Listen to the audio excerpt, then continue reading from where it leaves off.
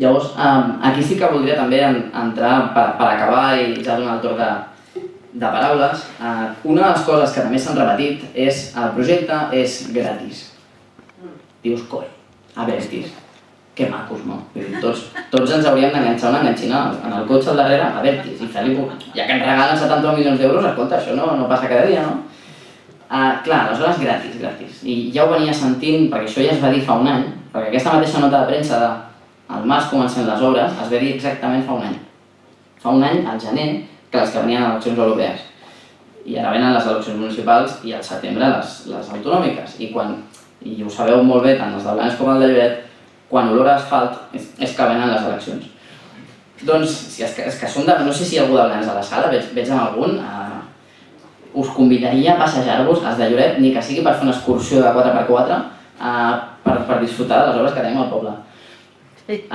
Doncs això que dèiem, no? Coincideix amb període electoral. I clar, dius, gratis. Doncs igual que hem estat demanant per la manera en què s'ha executat el projecte i s'ha licitat, preguntem també, ens dona per preguntar, això que som nosaltres molt curiosos, perquè clar, és que jo em dic català de cognom i clar, el tema de la pela, català, doncs hem de fer honor a la paraula de la pàtria. Doncs escolta'm, gratis, què vol dir gratis? Diu, no, Abertis ho fa gratis. Dic, ja. Dic, però si Abertis fos Càritas, vale, però com que és una empresa multinacional del sector de les autopistes, m'agradaria saber a costa de què ho fa gratis. I us comento molt ràpidament. Hi ha un grup de persones que treballem al voltant de la coordinadora que se'n diu Preservem el Maresme, que està també vetllant per la supressió de la Nacional 2 com a via interurbana en totes les zones del Maresme i apostar per utilitzar la C32 com les rondes de les poblacions del Maresme i deslliurar el tràfic interior, el que és la Nacional 2, i passar-lo cap a l'autopista.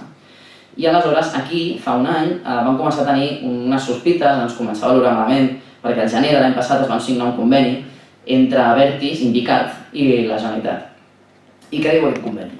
Aquest conveni parla que es rebaixaran els peatges, que es faran una sèrie d'inversions, una era l'ampliació d'autopista de Blanes de Lloret, l'altra era la Ronda de Mataró, al Garraf també s'hi feien 4 cosetes, i tot això era un conveni marc entre Indicat i Abertis. I què diu això? Això ja ajustarem comptes. Què vol dir ja ajustarem comptes? Doncs és aquesta trucada que hem anat fent cada dia, que què vol dir ajustar comptes? Molt ràpid. La C32 acaba la concessió el 2021. Això vol dir que el 2021 l'autopista serà propietat pública, no vol dir que sigui gratuïta, voldrà dir que sigui de propietat pública, però aleshores la Generalitat pot dir o rebaixem els peatges una miqueta, o la fem gratuïta, o mantenim uns peatges per mantenir la pròpia autopista, o mantenim uns peatges per mantenir la pròpia autopista i per finançar part de les necessitats que tenim de millores en el transport urbà i en el transport públic, sobretot a la zona del tren. És a dir, la mobilitat privada en alta capacitat subvencionant la mobilitat al transport públic, que és el que passa a la resta d'Europa, i no el model, l'especialitat que tenim a casa nostra. Doncs això vol dir en parlem i se'n coneix com a sistema de motxilles, és a dir, l'administració pública va demanant a la privada que vagi fent petites obres. Ara m'amplies això, ara em bonifiques el peatge, ara em fas l'autopista a Blanes de Lloret, i això vol dir que anem desequilibrant la concessió. I desequilibrant la concessió vol dir que el 2021 Abertis vindrà i diu, mira, t'he fet això, t'he fet l'altre, he perdut tants milions d'euros, el que se'n diu de lucro cesante, i això és el que et demano ara. I tens dues opcions. O m'ho pagues l'any 2021 abans que t'ho doni, o m'amplies la concessió.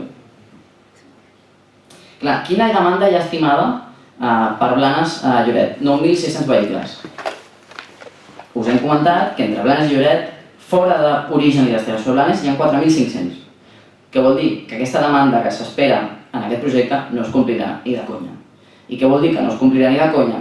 Voldrà dir que Abertis haurà fet una inversió que no es compensarà amb augment d'usuaris en el peatge de Santa Susana, perquè no és la gent de Tordera que agafi el ramal per venir a Lloret, és que han de passar pel peatge de Santa Susana perquè és allà on Abertis cobra.